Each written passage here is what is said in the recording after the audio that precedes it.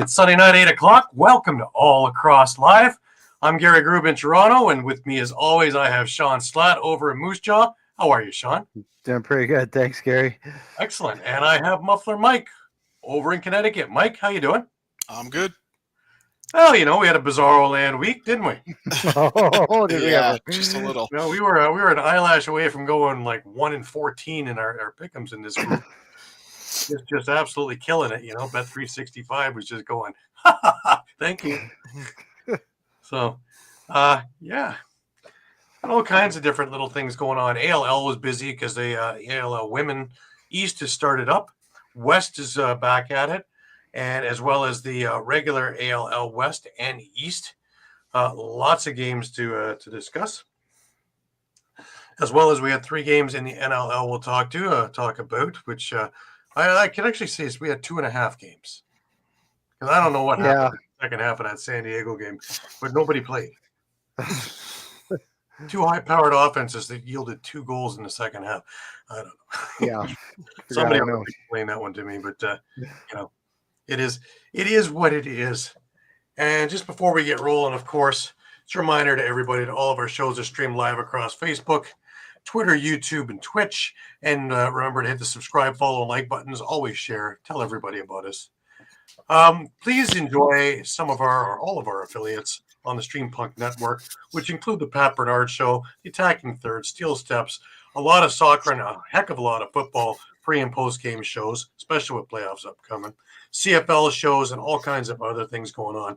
If you missed shows, no worries. You can grab all the shows on YouTube at Streampunk Sports or at All Lacrosse all the time if you're looking for our stuff in particular.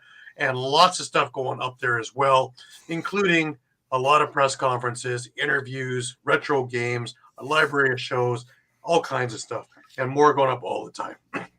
Remember, you can stay up to date with all sports by visiting streampunkentertainment.com with a huge staff of contributors with all kinds of articles. Alrighty. Well, I suggest we do this since we haven't done this in a little while.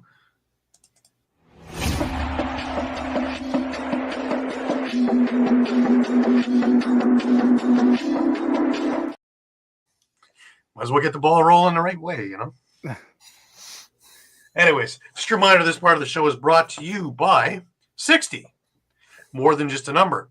60 is Canada's newest and most exciting sports uniform and teamwear brand, delivering top quality uniforms and teamwear that reflects the spirit and identity of each team. Their commitment to innovation and excellence sets them apart, ensuring that every customer experiences the perfect blend of style and functionality. Unleash your greatness with 60. Also add Lax Talk 10 for 10% discount on your order.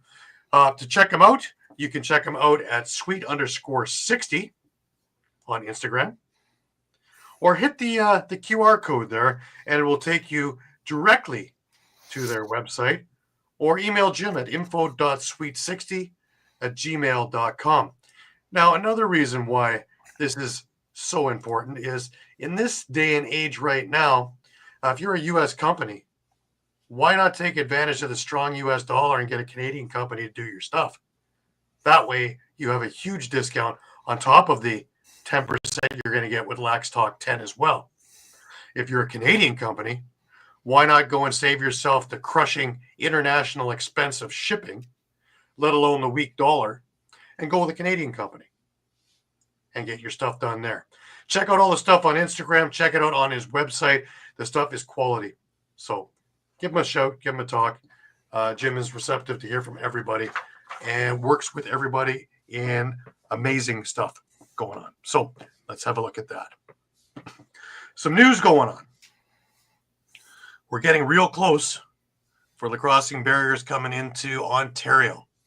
January 18th is only 2 weeks away, from 1 to 2 p.m. over at the track, which is in Oakville, 1132 Invicta Drive, and everybody is invited. Give it a look, give it a see. Now, they came out with some more stuff, excuse me, this week, and this is exciting. Women's lacrossing barriers is coming up. And the hashtag is Yes She Can. So we're going to be hearing a lot more information about that in the near future. So that's awesome. All inclusive for everyone at every time. Excellent. Yeah. Long time in coming. Yeah. And we have Eduardo with us. Good to have you with us, Eduardo. Nice. All right. Little bit of news going around. First of all, we all know about the tragedy in New Orleans on January 1st, early in the morning. Now it hit our community as well, and Billy DeMaio, his life was cut short. He graduated from Chestnut Hill, Philadelphia, with a master's, and working in New Jersey area, I believe. But he was a lacrosse player from that program. So our thoughts and prayers are with his family. Moving to other better news, history, or herstory, as we'd like to make it. Shawn Wallace coached her first game behind NLL bench for the Firewolves as the video person. Not bad. Not bad. We had some trades going on. Hey, Mike? A little bit of WLA stuff going on. Just a few. Yeah, just a few. Well, it's just, the Adanacs. It's all Adanac. Yeah. We're gonna start off with this one, and that, of course, is Coquitlam playing rights to Denton Armstrong, and over to Maple Ridge went Riley Lowen, his playing rights. The big one was Christian Del Bianco coming back to the Coquitlam Adanacs. That's huge. Yeah. We saw what he did last time. Yeah. He suited up for them. And one other one was that the Coquitlam Adanacs received the rights to James Ray from Burnaby, and Burnaby receives a conditional third-round pick in the 2026 junior draft, pending on Coquitlam making the playoffs in the 2025 season. So they were busy stacking up. It's their turn. Above ground. That's always good for Eduardo. Above ground is a good thing. It's a good thing. Very good thing. All right. Now, before the show came on the air, I was watching on my World Lacrosse app, which is free, by the way. Go to the App Store and you can get your World Lacrosse app free of charge. And I was watching the Asian minor qualifiers, the women's field lacrosse. I was watching China versus Philippines. But there's a whole list of all the games going on. Here we go. China versus Philippines. That, of course, is their 10 a.m. game. We got the next 3 days worth of games up here. I will have it up on our Facebook page as well. But all the games are streamed on World Lacrosse app. They're free. So give it a look. They're entertaining. They are a lot of fun to watch. And out of Australia. So everything is backwards. Summer over there, How you feeling over there, Shawn? Was it minus 80 over there? Yeah, actually, today our wind chill is around minus 30, and I'm not minus 30 Celsius, and I'm not exaggerating either. Yeah. Yeah. It's been a little cool around here, too. We've been under an extreme cold warning this whole weekend. Yeah. Yeah, I figured about another 8 to 10 weeks before we start getting into the, my goodness, it's starting to get warm. So my countdown's on. Yeah, that's what's getting me through this. I hope so. I hope so. I'm not big on the deep freeze, and we're lucky here. About an hour north of here, and they have, I think, 60 or 80 centimeters that fell over the last couple of days. Here we had, I think, 4 flakes. So I'll take that. Leave the snow up in ski country and leave my city alone.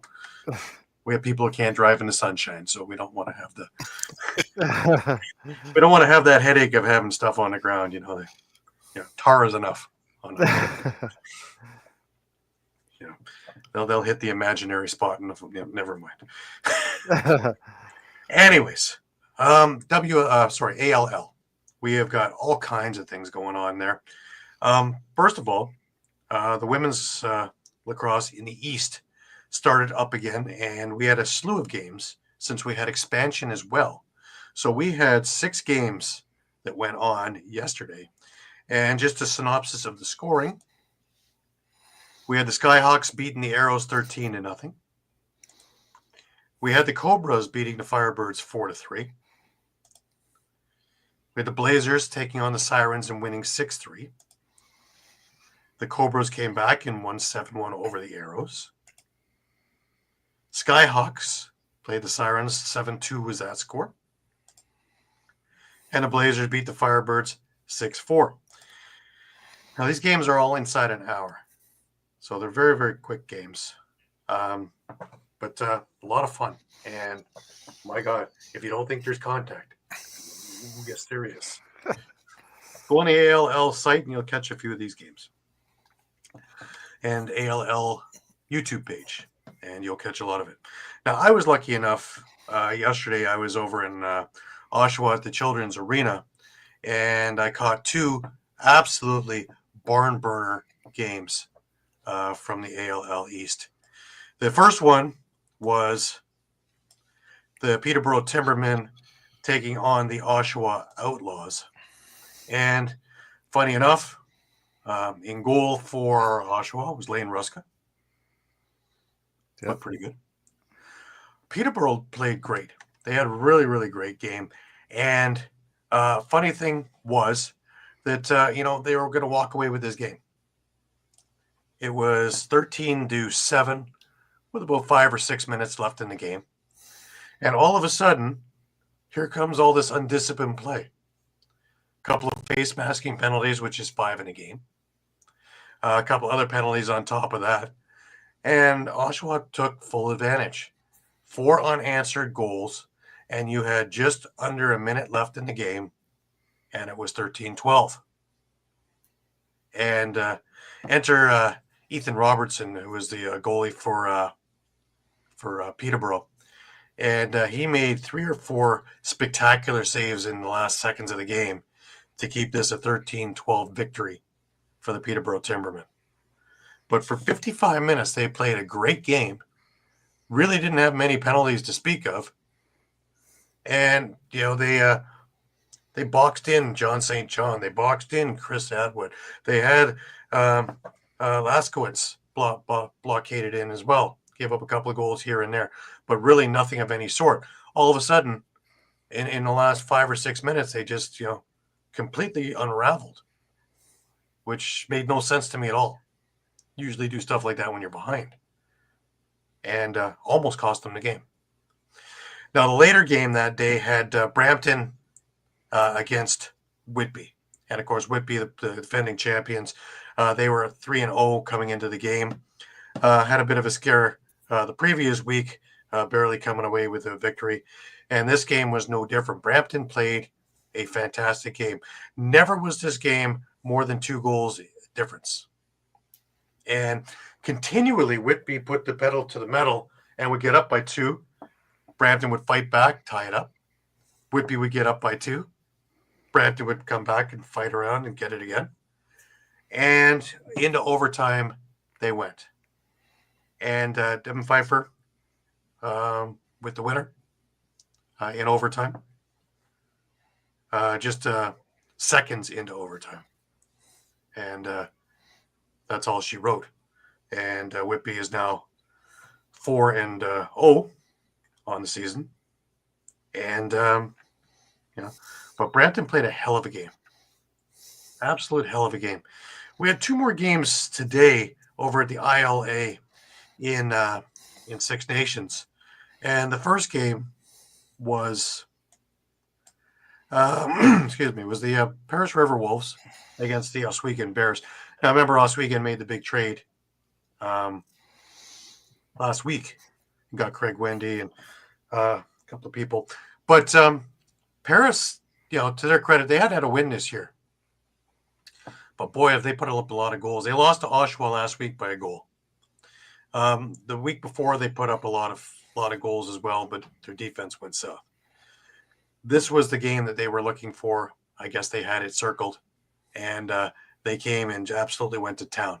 Took them a little while to get rolling, But once they got rolling, they were a steamroller, and they steamrolled all over Oswego. They won this game 17-4 going away.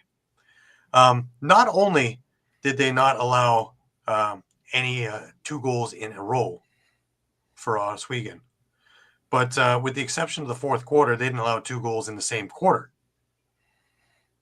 And, they have a 5-goal run in the first half, a 9-goal run that ended the first half into the second half. And that's all she wrote in this game.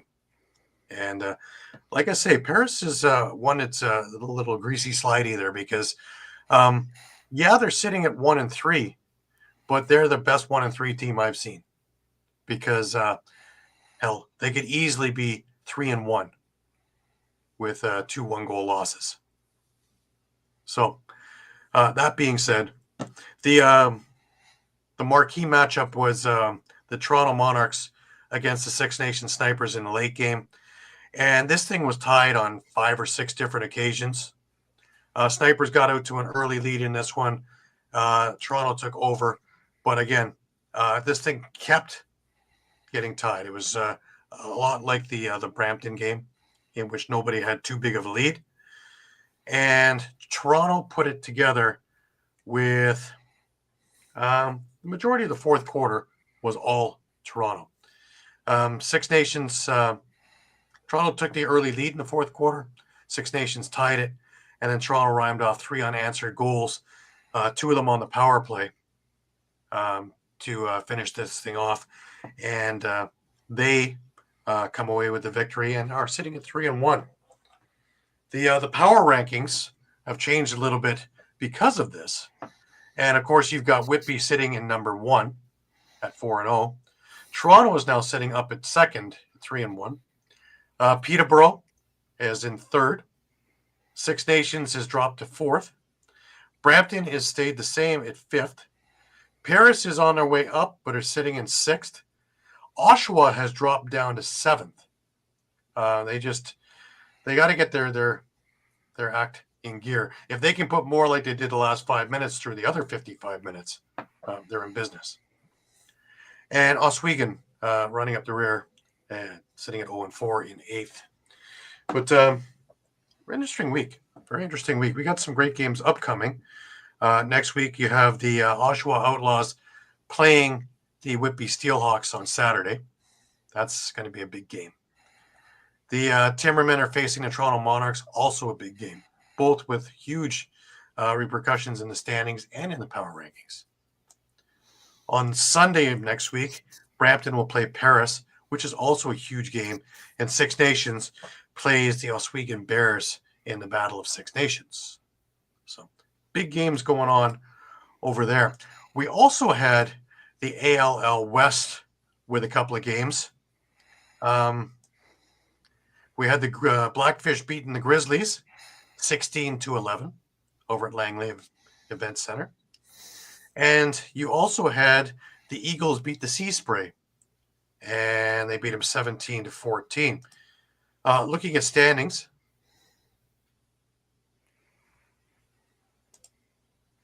we'll say it again. Maybe it'll listen to me this time. I guess we're not listening and looking at standings. Oh, well. Thank you. ALL.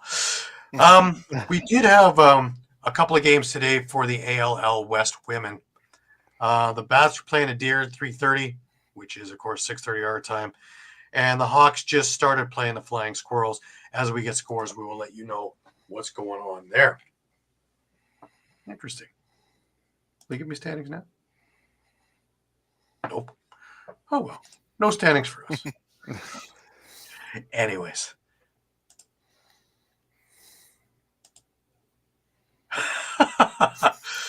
That is T-shirt weather, Eduardo. Yeah, must be 1 nice. degrees Fahrenheit. Must be nice. That's 0, man. I'd be running out in shorts and a T-shirt. Gosh. But then again, I always say this, and I tell people this, is that, we have seasons. And I'm very happy to have seasons, in my however many snowstorms or what rainstorms I'm going to get, leaves falling and whatever. I don't have volcanoes, tornadoes, tsunamis, earthquakes, or any of that fun stuff where I am over here. I'll take my seasons, thank you. Knowing that my place will still be standing tomorrow is always, in the back of my mind going, yep. But hey, it is fun. It is fun. But minus 30 or 40. I've been to Saskatchewan for some of that. And it's cold. It's cold. Yeah. I've been there when it's a dry cold too. I've been there at minus 25 without wind, and that's just darn cold. Now imagine that with wind. With wind, yeah. Minus 50, yeah. Yeah. You throw water up and it comes down as ice. Oh yeah. That's nuts. But that's the open area, right? Exactly. Well, while we're talking about catastrophes, Mike, here we go. Oh boy. Break out the tube. Good thing it was a short week. Yeah, I'm kidding. I don't know how to take it, that San Diego and Ottawa didn't really play a second half, that I was able to get one win out of the weekend. Because, boy. I think that's pretty much where we all got our one win with the San Diego game.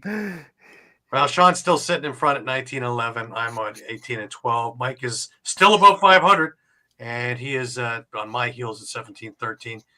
Caden had a rough week at 0-3, but he tried for something. He tried the Hail Mary of Mike.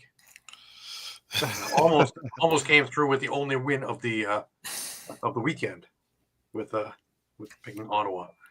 But and Pat made up a little bit of ground at 13-17.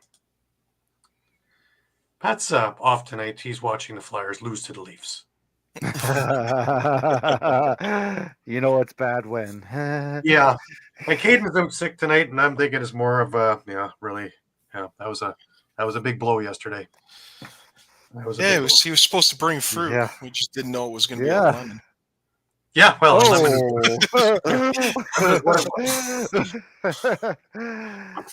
well, just for fun, we can actually start out with that because we have a few things to look at. Number one, it was the Tucker Out Lymphoma game, and pretty snazzy jerseys. Yeah.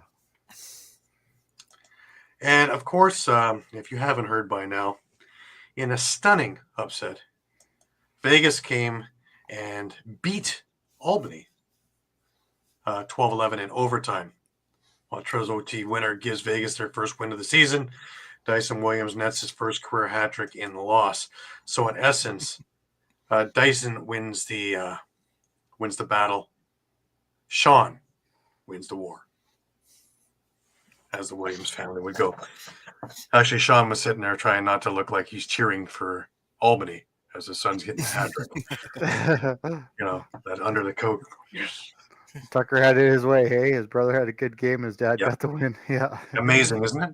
Amazing how that all works out. Let's listen to the coach. And this is, of course, Caden's hard work. The press conferences. I took a couple of clips from it. I didn't play it in its entirety because they're long. So let's listen to Shawn Williams first, and then we'll listen to Glenn Clark. This game, just how needed was this win for your team? Sure. No, obviously it's week in, week out, and from since the summertime, I truly felt like we're a better version of ourselves, and that's lacrosse. Like everybody got better, and we just kept, we just haven't put 60 minutes together, and I really truly felt that from our goalie out that we did that, and just gave us a chance, and that's all he asked for. Coach, we talked with Dyson earlier, and you coached him through a lot throughout his entire life. Yeah. First time coaching against him, how does that feel for you? It was very surreal. It was, sometimes you just catch watching him on the floor a little bit, just as a dad, but he snapped out of it. But it was awesome. He's such a great player. They have a great team, and he's in an incredible spot right here. Obviously, it could have been anybody that wins, and unfortunately for us, we did. But they're a fantastic team. Was it hard to not talk about his little mess ups and say hey, you got to fix this, got to fix that? No. That's lacrosse. Lacrosse is a game of mistakes, and it's just what you do next, and that's all. And he's great at what he does next. as competitive as your family is, he expected no less than for you to try to challenge that goal. Yeah, that was a little awkward moment there for sure, because and obviously we were late on the call, but it's just whatever it takes, right, to get that win. Have you looked back at the replay? Yeah, it looked close. It looked close for sure. So it is what it is. But he got the goal and he got the hat trick, so he deserved it. Obviously a very emotional night. We heard the cheering of the team in the locker room. Take me through the emotions of what it was like to be in that locker room after that win. Yeah, I mean, it's just it's a big sigh of relief, deep breath, knowing that we still have lots of season left, and it's just you change over a team almost. I don't know what the actual percentage is, but it's a lot of guys, and it's not easy, and they finally got rewarded, but. Like I said, they played the 60 minutes, and that gave us that chance. And that's all we're asking for. Is let's not worry about the final score. Let's just worry about playing 60 minutes, and I felt we did. How do you think the pregame ceremony was handled? The presentation of Tiger's jersey and everything. My goodness, it was. We're very honored and very humbled by it. It's lacrosse is a special sport, a special community, and Albany. It was first class. Everything they did. All the preceding weeks, and with the video that Adam and his team put together, and it just everything. It's obviously overwhelming, but it's just lots more opportunity to get Tucker's message out there and to help whoever we can. Are you able to stay in town at all, or do you go back with you maybe spend some time with the family? Yeah, we're definitely gonna stay the night, and then. We'll see what happens tomorrow, but we definitely have to get back tomorrow. I think my wife starts work again on Monday after the holiday, so we'll get back, but we'll make some time tonight and tomorrow for sure. All right, that about says it all. Exactly what we thought, right? Kind of cheering and not cheering at the same time. Right. But here's Glenn Clark, and of course a little bit more dismayed about what's going on than anything else. He's talking kind of quietly, so you're going to have to listen carefully. Well, 3 overtime, 3 home games, 3 overtime losses. Yeah, I mean, it's tough. I haven't been involved in a streak like that before. It's hard, right? We're looking for answers. The players are, they're feeling it. So, and you got nowhere to go. There's nowhere to hide, right? Like you just got to keep coming back and doing it. So. We're constantly looking for answers and everything, but we haven't done so far. I mean, we talked about how you can't just assume anything on this season based on last year. Still, how surprised are you to be sitting here at 1-4 with this team right now? Yeah. I mean, I am surprised. I mean, we talk about how the league is. By no means did I think we were going to, run away with anything. I thought early we probably deserved a bit better fate, but. Today, I don't think we were a better team. I don't think we deserved anything other than what we got, to be honest. It was a close game, a bit of a coin flip game, so, we are a record right now. That's the reality. Considering how young the team is and this process that you've built over the years, should frustrations be tempered a little bit because this team is so young? I don't know. I don't think, because you're all competitive. Like it's hard to you do think about that, you do talk about that. Last year was sort of a remarkable run in a lot of ways, and health too. I mean, we were really healthy last year. We haven't had that luck so far this year. So we're in the blender right now. We do know that we've got pieces that are built for longevity. But you want to take care of the here and now for sure. We haven't done it so far. Speaking of health, how's Colton? I don't know. I mean, I don't think it's anything long term, but he couldn't return to the game today, so he's certainly nicked up. And I would think, probably for a couple at least. Coach, before the game, we talked about Callum Crawford's addition to the lineup, how your hope is for him to take off the pressure of these young players. After his first game, how did you felt like he fell into the lineup? Yeah, I mean, I think there was a feeling out process for him and the other guys. And, it's hard for Callum. He's played a whole lot, so in that training camp and those types of things. So that, we knew that was going to take some time. We want to let him play to his skill set, but we know there's going to be feel out process. And we had opportunities to have success in that game, we just didn't capitalize. Yeah. Now, the thing here, of course, and the downfall of Albany is we've talked about it before, that they have to block off Jonathan Donville, who had a hat trick. You have to block off Jack Hanna, who had 5 points in the game. Jackson Webster ran wild, 3 goals and 3 assists. Welcome to the league. What a draft that was. And, those are things we kill. Adam Poitras with a hat trick as well.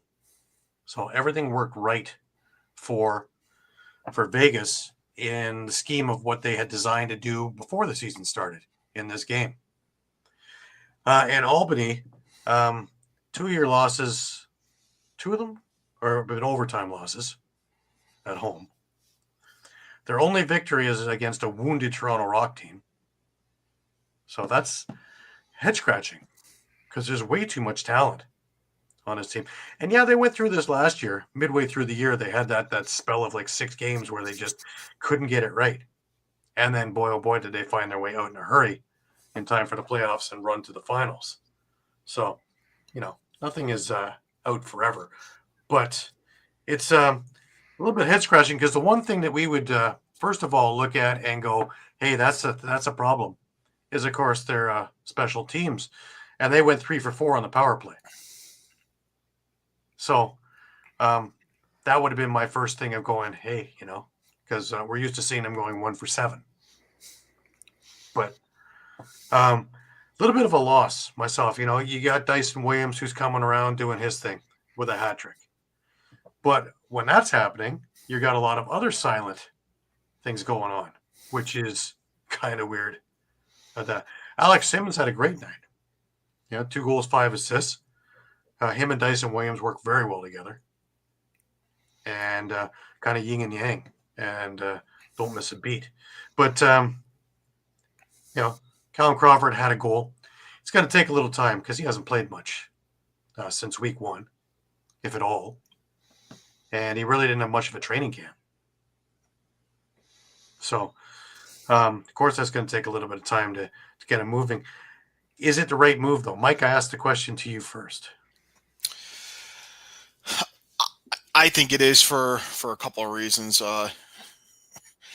We've talked about how I think until they added Callum, I think they only have 2 guys on the roster over the age of 30 or 31.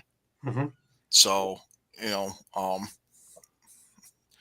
as much as it's an intangible, the experience and the mentorship portion is I think big for the team to have. Right. I've heard a lot of people, say that this move was a mistake and, that they thought, Crawford isn't going to give the ball up. He's going to want the ball. He's going to, be selfish out on the floor. I didn't see that in this game. And, the stat sheet kind of agrees with me because Simmons, Kurtz, Walker, and Williams, I think, all had as many or more shots on the night as Callum Crawford did. So, and not for nothing, but Callum Crawford, for all this talk about him, being a selfish player and a ball hog, if you play that way, there's no way you get to 9th all time in assists playing that way. So, and he's 5 assists shy of 800 for his career. Right. Yeah. So, I mean, he used to hold a share of the single season assist record. So, I kind of don't get that the angle that some folks in the in the community, are saying that, that he doesn't share the ball. Right. Shawn, what's your thoughts on this? Yeah, I'm kind of on the same kind of plane as that. He adds that veteran experience, and even if he is that guy who needs that ball in his stick, he can open up those lanes for the Ty Kurtz, the Alex Simmons, the Ethan Walkers, the younger guys. because defenses are going to pay a little bit more attention to him, right? Gives a little bit more opportunity to those young guys to be open. So I'm right with you. I really like the move. I think maybe that was maybe one of the key pieces they were missing was a little bit of that veteran experience.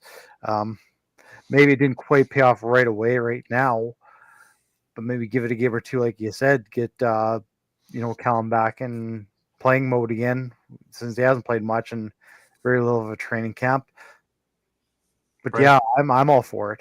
Right. No Marshall Palace again. Interesting. Another game of scratch. It's funny.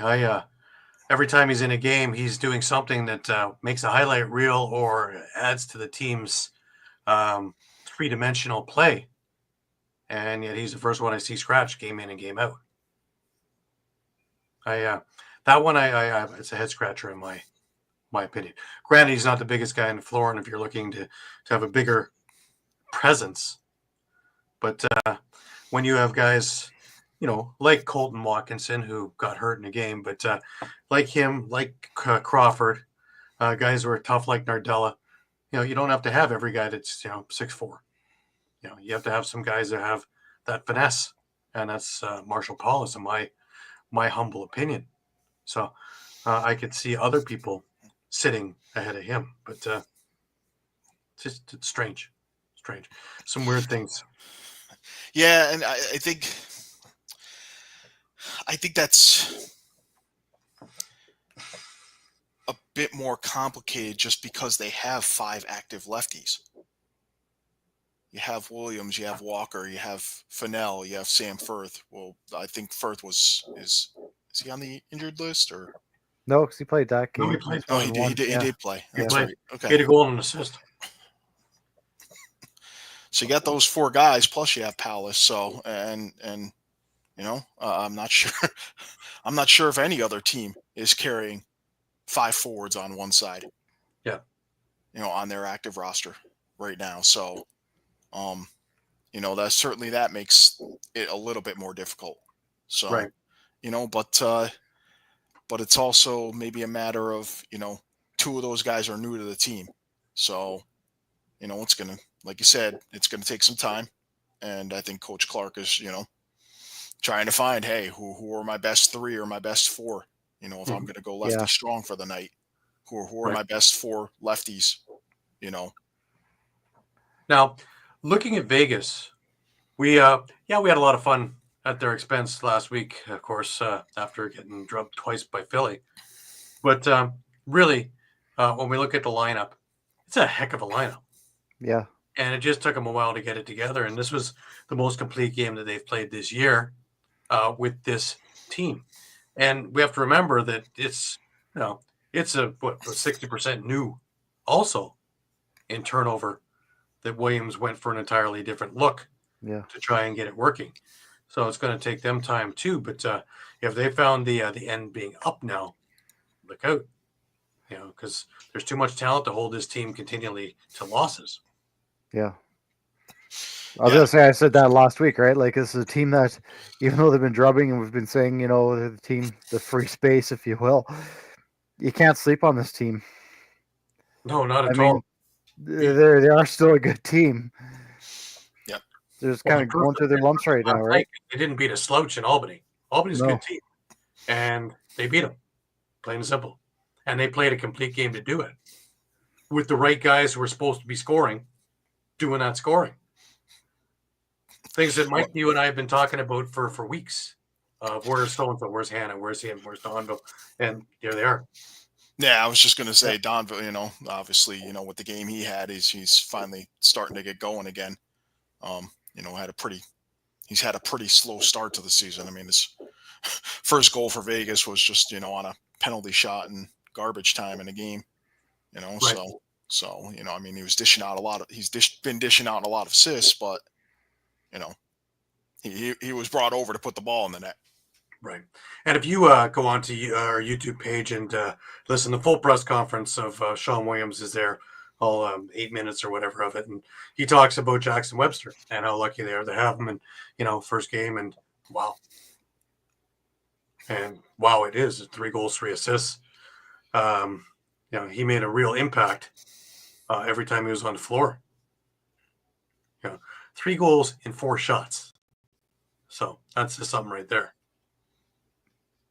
So I wouldn't sleep on this Vegas team anymore. I think they put the league on notice. Now that brings us to our next game. And we head over to Georgia. And all of us picked Georgia.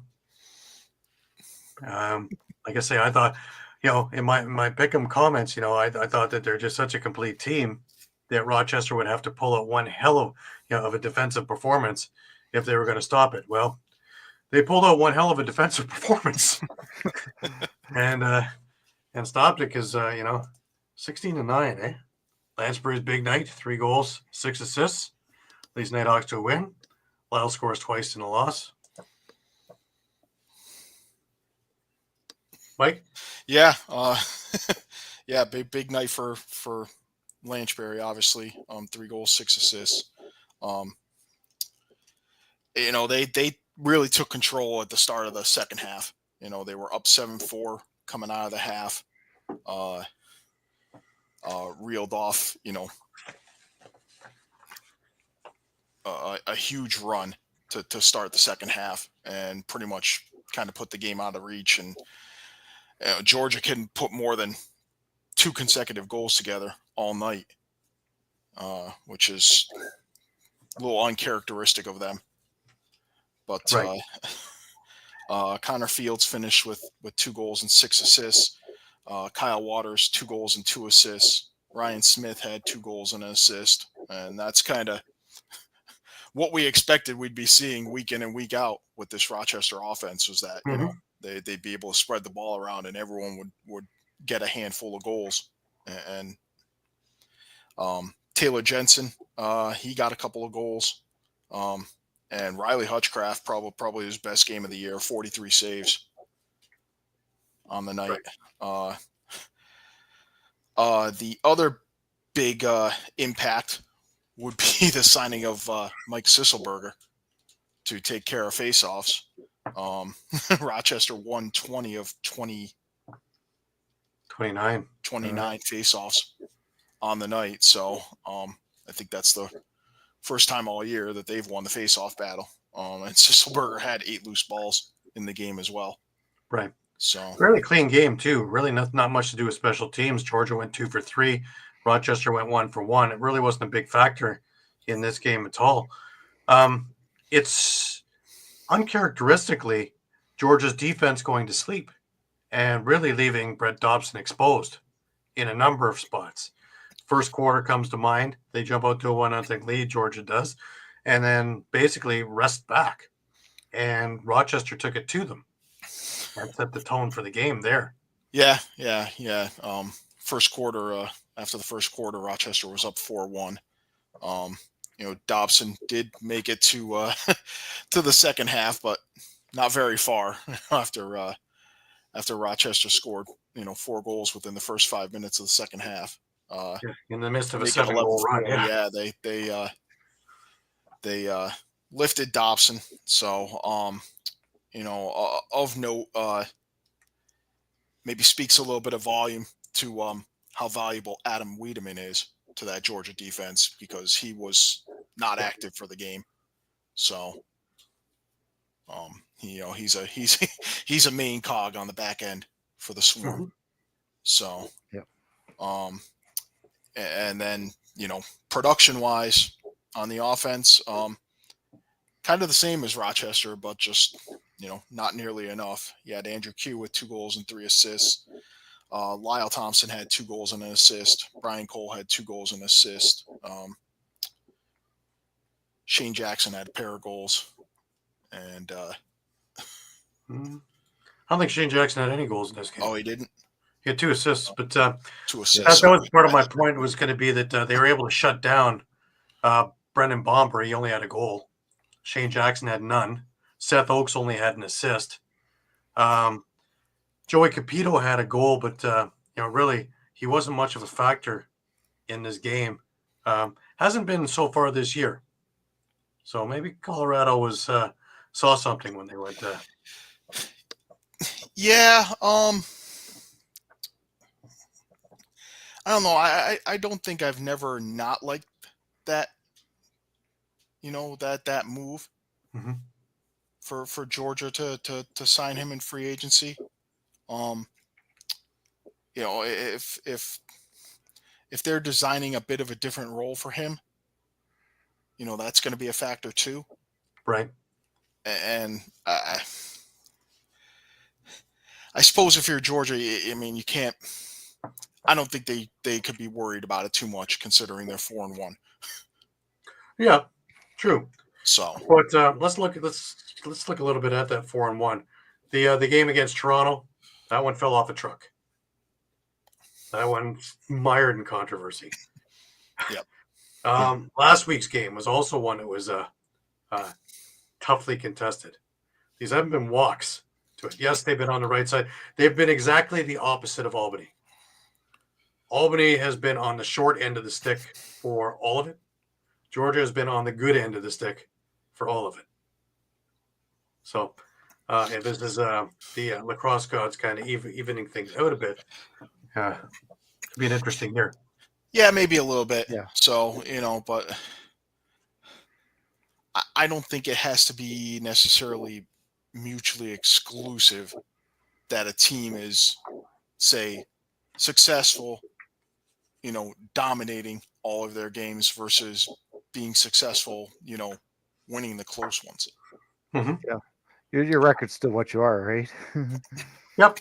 Yeah, I mean, and if anything, nobody cares, right? If anything, take those situations and swap out the winning team for the losing team. And now it looks a lot worse when you're the losing team and you're losing bad every week versus the close losses. Yeah, they're still losses, but well, there's stuff to build on with that. Yeah, you at least know you had the compete level versus, just walking off the floor going, what are we even doing here? Right. Makes sense. It makes sense, but it's going to be interesting because I didn't expect that from Georgia, that everything shut down at the same time. Offense and defense shut down entirely in this game. Well, I guess if you're going to have a bad game, Yeah. Yeah, who knows if anyone did, but none of us did. Proof was in the pick'em. But that brings me to the strange one of the week. Yeah. One that I thought was going to be a shootout, and I thought one goalie is going to come away with that monster evening. Turns out they both had fairly good evenings, but Higgins had a monster evening, really. Yeah, it was really a goaltender's duel in this one, and yeah. Berg scores 2 in the second half, the only 2 of the second half, and changes the score from 5-4 to 6-5, and that leads the Seals to victory. Yeah, here we are. Yeah, and I want to steal some stats that Mike actually picked out of the record books here. Tied for fewest goals combined with 11. So I was tied with Albany and Toronto in January of 2001. Yeah, and San Diego set the record for fewest goals by a winning home team with 6. So it was one of those games, right? And yeah, I mean, Zach Higgins was, if Pat's listening, he put on a clinic. What was it, 24 of 28 in the first half alone? He was outstanding. Had 46 saves, only giving up 6. And even Chris Regularity, right? We talked about him struggling to begin this year. Still 31 saves. He looked a lot better, much, much better compared to the start of this season. Yeah. But with two teams that have such high power offense, and more on the side of San Diego, because they really haven't, from the beginning of the season, they really haven't been scoring. And even this game, even though they won, there really wasn't much to it. And even though there wasn't much, there was no scoring in the fourth quarter. I believe, and someone might correct me on this one, but I believe it was Nathan Granian hit the post at the final second, which would have tied the game. So they were that close to tying it. Right. Yeah, there were first game for credit. There were a lot of pipes hit. Yeah, in that game too. And I noticed the broadcasting team was definitely pointing it out that They had nothing else to do. Yeah. Yeah. Well, I think they were starting to run out of fingers and toes to count how many Because the posts and goalies are playing like crossbars that, they you're hit. trying to pick corners as much as you can, and that's where you start hitting posts, right? You got Jeff Teat, who had 1 goal in this game, 1 point in this game. That alone is something that make you go, what? No, where's the rest of the game? No, that's it. Really? They had a Ben McIntosh 1 goal. Yeah. You know, Westberg, he only had those 2 goals and an assist, 3 points. That's not a Westberg type game. Even Rob Hellier, a goal and 2 assists. Again, that's not like him. Right. Now Brady Kiernan, he just got added on to the Ottawa squad. They took him out for our Gales team. When the injuries come back, he'll come back and we go to Prague with him. But in the meantime, Coach Kiernan is playing with the Ottawa team. But Larson Sundown, nothing. Strange, eh? Yeah. Strange. Callum Jones. Like I said, I love seeing that he's healthy and running around, but it was an assist in this game. Just odd. For the team that I watched play Toronto last week, that was flying around, I figured that they could do an awful lot with the young legs here on a veteran San Diego squad. And to San Diego's credit, they really held their own. And we're starting to get now week 6. We're starting to get to the nitty gritty of the league now. We can't say, well, it fresh just started. We're a month and a half in. Now's when the injuries start coming, as you've seen with a number of teams, and fatigue starts coming in and travel. So, kudos to San Diego for all that. Just on that though, Gary, they held their own, but again, 6 goals, and this has kind of been the story all year.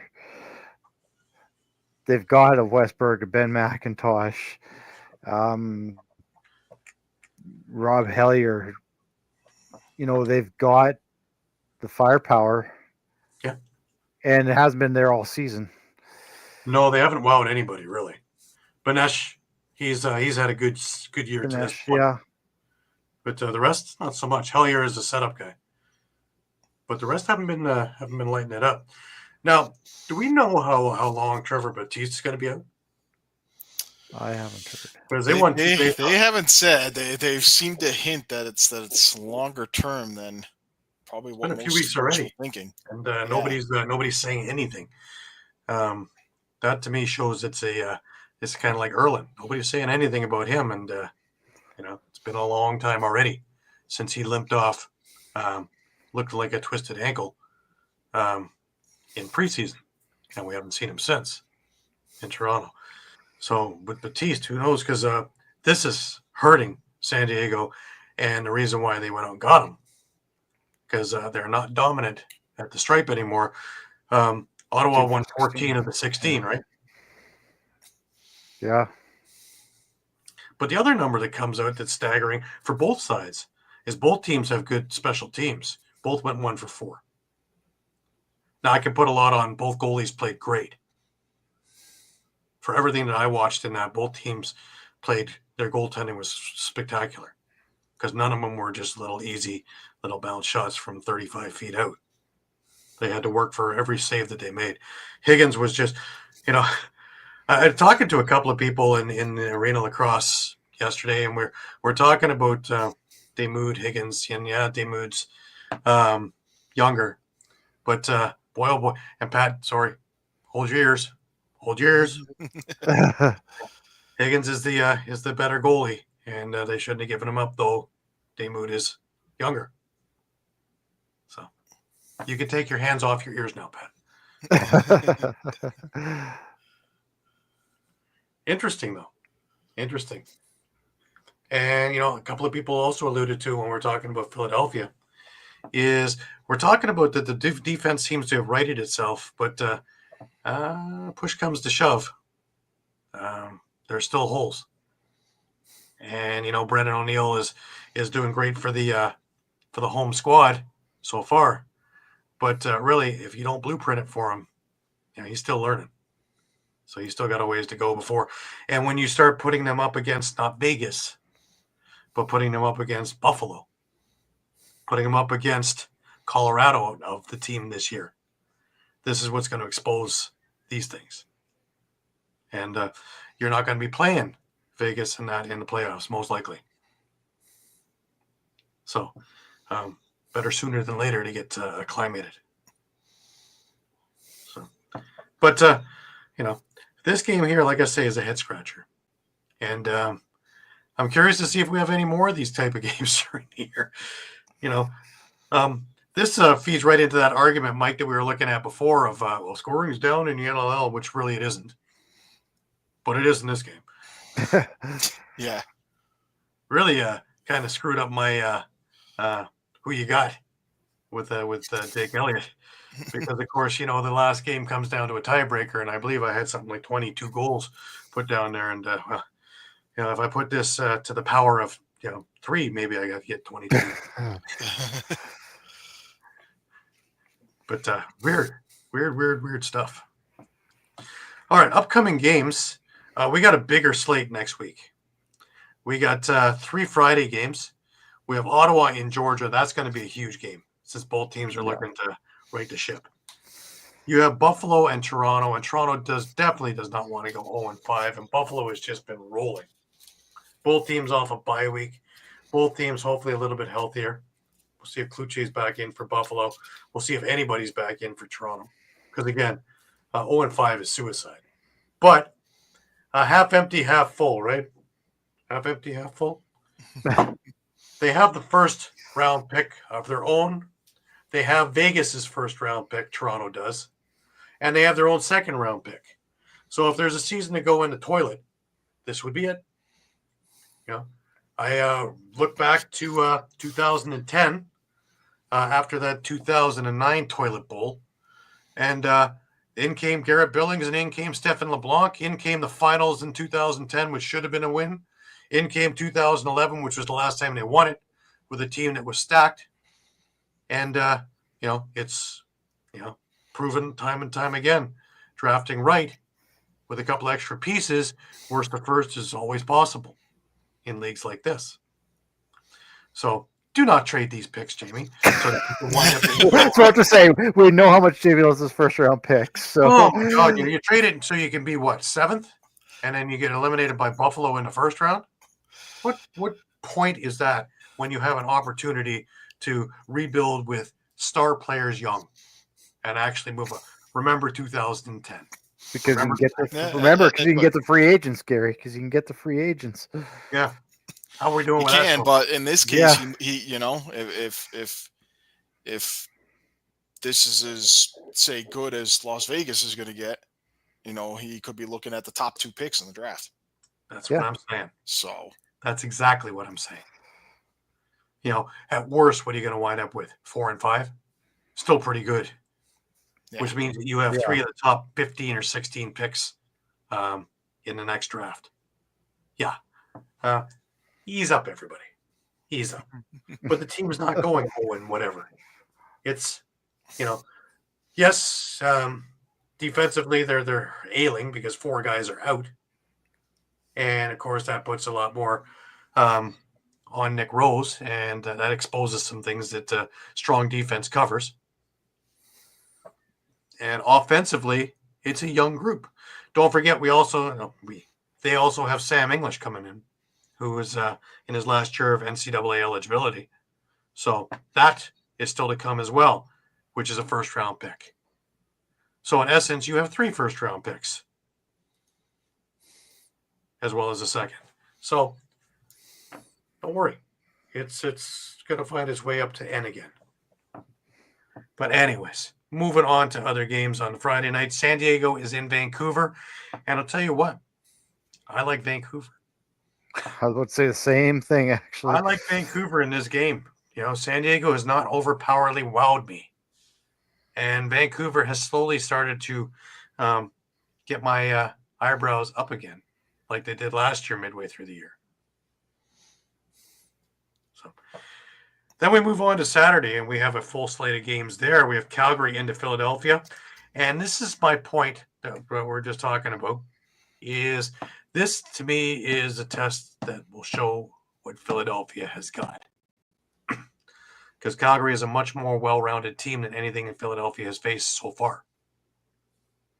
And proof is just the way they've played so far this year. And resilient. And character. And doesn't quit. And, you know, for a team that we thought was in rebuild, they certainly found a way up in a hurry, didn't they? Yep. Yeah. All right, we have Halifax against Rochester. Now, Rochester, can they build on this? Because Halifax surprised me last week with the same kind of performance that Rochester gave me this week. By the way, I had neither of them picked. Really took me by surprise. And that's the first of a home and home on consecutive weeks. So, right. Yeah. Now Shawn gets to experience the Vegas trip.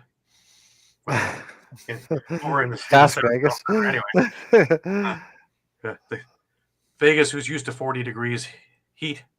Yeah. Yes. Come on down to the Freezer. freezer. 25 to 30. They're gonna have to put their sticks in a fire just to just. We got them right where we want them already. And then, of course, it doesn't get any easier for Albany, does it? They go into a very hot and loud house. And yeah, and that one's also a home and home on consecutive weeks. That doesn't get any easier for Albany still, right? Yep. And if Watkinson's out for any length of time, that's a big piece. Maybe not on the scoreboard, but in the dressing room and on the floor as a leader, as well as their transition game. That's a huge piece. Yeah, and don't forget, I think Jackson Nishimura is injured too. So, right. You know, that definitely goes just beyond Colton. And I mean, Nick Tchaikovsky, I think, just came back off injury. So, you know, those are three of your biggest veterans, you know, on defense who've been in and out of the lineup. By the way, some of the Wings players were down south. You know, I know this from a source for a wedding. So let's see if there's been. How good a time did you have? Calgary be running them all over the floor. It's gonna be interesting. Nothing is a given in this. That's the interesting thing. And you've got disparaging things like a Buffalo that's 3-0, 4-0 against Toronto that's 0-4. But yet they always play each other tough. Doesn't matter what their records are. Since the beginning of time, you know, this is a hell-bent rivalry. I just need to show you video of the 2010 preseason game at the ILA in which a bench clearing brawl broke out, where only 3 quarters were played. Yeah. And that was after about 19 other fights throughout the night. Yeah. Just in a preseason game, just for the heck of it, because they don't like each other. Something about the logos. Yeah. But yeah, and it goes all the way through. Rochester and Halifax both have had their issues. Both have found the right side of the way up in the last few weeks. Interesting timing of the schedule that they meet. Vegas has just found their stride, and they're hitting a juggernaut of Saskatchewan, even though they just had that one loss. Remember that one loss? They had no Shanks and no Church, and Shanks is at least back. And it was an overtime loss at that. Yeah. And they still played a heck of a game. And you've got guys like Triolo who are, they're trucks with legs. Yeah. Yeah. That's a big. Like I said, Levi Anderson looks like a linebacker, for God's sake. Yeah. Yeah. And then, Albany, they're walking into Colorado, and Colorado is just, totally metamorphosized from last year. Yeah. And it's going to be very, very, very interesting. I think this week's pick'ems are, All right. There's going to be some tough ones. All right. Yeah. Yeah. There's a couple of interesting ones where you can go either way and still make the correct valid point on what's what. But like I say, stick with us. We got big weeks in both ALL and NLL upcoming. By the way, the goalie for Brampton in ALL, I mentioned it to you guys. That was Devlin Shanahan. So we're starting to see a who's who. Saw Tyler Hall's playing. And there's a who's who of NLL guys playing ALL, as we predicted in preseason. Just trying to keep their reps up so that the practice squad guys can, come in without a hitch. Oh, Eduardo's made his picks. Oh, I'm sorry, Eduardo. We'll leave it at that. He went with Buffalo, Noted. Yep. If there's a gauntlet, it has been thrown. We'll do it in the way of a lacrosse stick. Just a reminder to everybody that we are on Facebook, we're on Twitter, we're on X, whatever you want to call it. We are on Instagram, we are on YouTube, we are on Thread. Please check us out 3, 4, 5 times a day, as the news is always changing and we have our thumbs on the pulse of the situation always. All of our recaps are going to be up by the end of today, I believe. And ALL stuff will be out by Tuesday with power rankings and recaps. And the whole smorgasbord will be there. As trades happen, as Coquitlam continues to bolster up to try and match up with Six Nations. You see it happening already. Oh, yeah. I've already bypassed Victoria for crying out loud. I've already bypassed that one. Right now, we have a 2-horse race going on with Coquitlam and Victoria. So we'll see. I think you still got to worry about New Westminster and possibly Langley. So it's got to be a great summer. Yeah. Don't forget that the MSL goes to 18 games too now, which means there's a lot more lacrosse in the summer and a lot more driving for me. But that's not even talking about the President's Cup being in Brooklyn, right, in Whitby. That'd be a week. It'd be like Oakville a couple of years ago. That'd be a week out of my life, where I just have to set up a hammock in the parking lot and just that's the end of that. Camp out, yeah. Well, it is a nice little area there in so, it's got a park. It's got there's a pool in their building. It's nice. Yeah. I'll give you a corner in the boiler room. Yeah. Get up. Oh, yeah. Set up office. Nice cozy corner. I'll have my seat there. I'll have my seat there, and I just have to, if I bring the correct wood assortments there, I can build my little cubicle desk and be like the old style of things.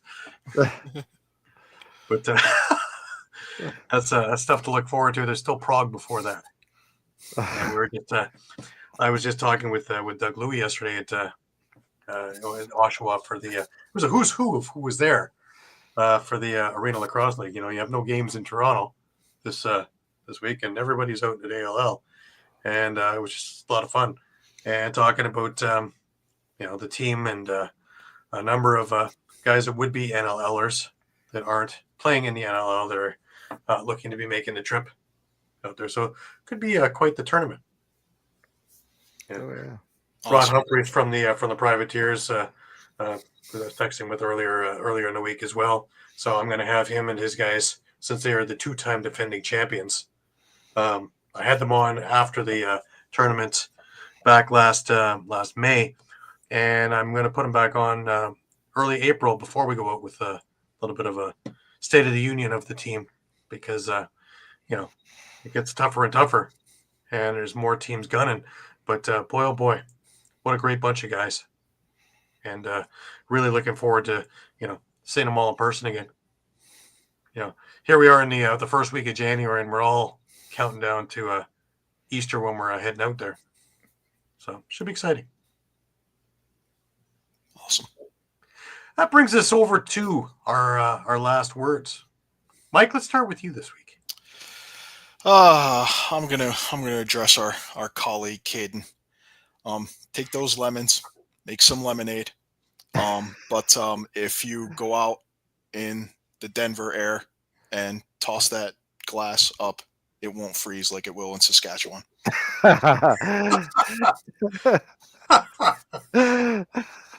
Caden, we hope your blood pressure is coming down. Maybe you should come out here to cool off a little bit. Yeah, maybe a little run around the snow will help it out a little bit. Yeah. If you can do it out there, you can do it out anywhere. Shawn, last words over to you. Yeah, I was kind of looking forward to this week. Actually, the game that intrigues me this week is that Rochester-Halifax game, because those are two teams I just cannot get a handle on.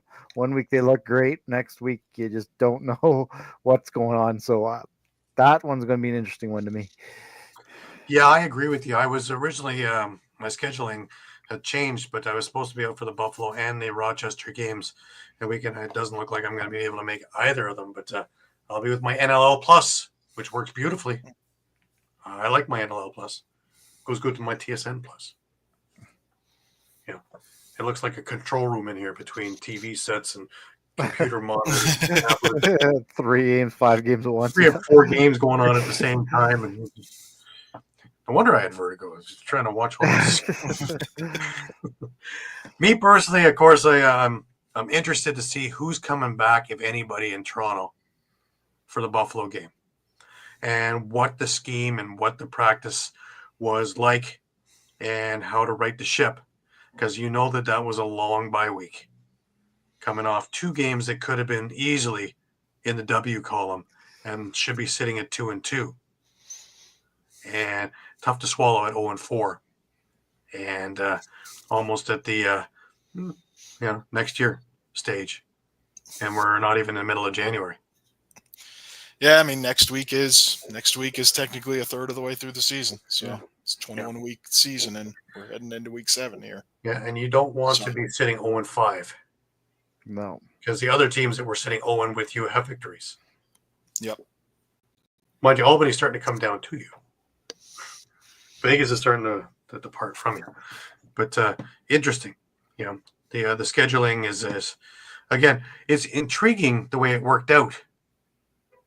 Fluky, but intriguing.